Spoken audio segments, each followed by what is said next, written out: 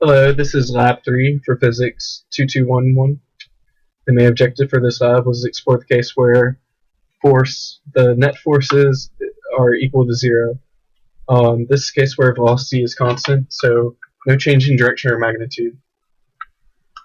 I chose a tin can rolled on its side to be my object I was observing. Since it's rolling, there's little friction, and it has basically constant velocity for the duration of the film.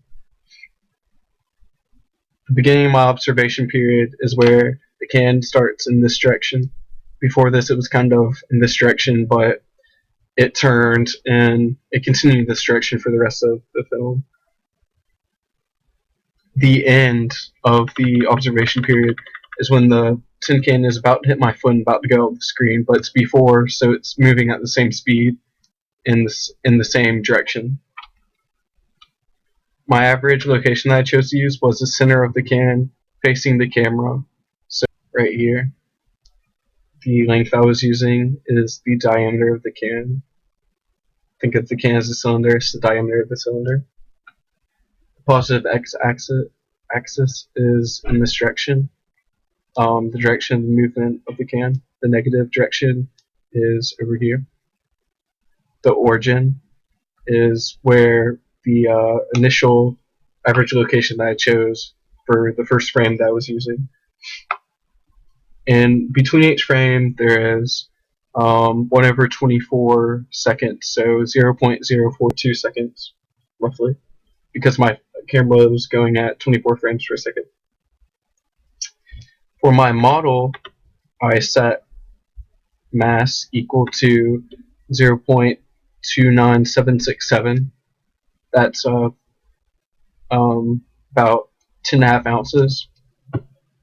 The initial position I set to be 0.001, which is the same as right here. The ball velocity I determined by taking the final position minus the initial position all over total time, changing time. So that comes out to this value. And I run it for 0.542 seconds, the same as the ending time, final time. And the big thing right here is that Fnet is equal to 0. So what's going on is this is Newton's second law. So ball velocity is equal to ball velocity plus Fnet over the mass of the ball times delta t. But since Fnet is 0, it's just going to be ball velocity assigned to ball velocity plus 0. So it's not going to change. Velocity will be constant. And so position will change at a constant rate. So if we run this, as you can see, the ball is moving in the positive direction away from the origin, just like the can. And this is the position, and position increases at a constant rate, just like the can did, as you can see over here.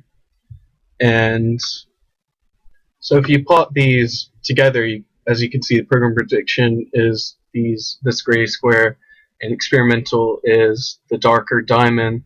They line up very nicely together, so you can tell the program prediction is a very good estimate of the experimental data. So what this tells us is that when Fnet is equal to 0, velocity remains constant. We can see this both in the program prediction and in the experiment. So the what if question is, if I change the origin in tracker, so if I move it over here, all of these x values will increase, but change in x will remain constant, so velocity will also remain constant. So if this is 1.001 and this becomes 1.526, it'll still have the same change in x, so velocity will remain the same. If this becomes the negative x direction, this becomes the positive, all of these will be negative, and this value right here will also be negative. And what does it mean? So when Fnet is equal to 0, we know that velocity will remain constant. We know that position will change at a constant speed.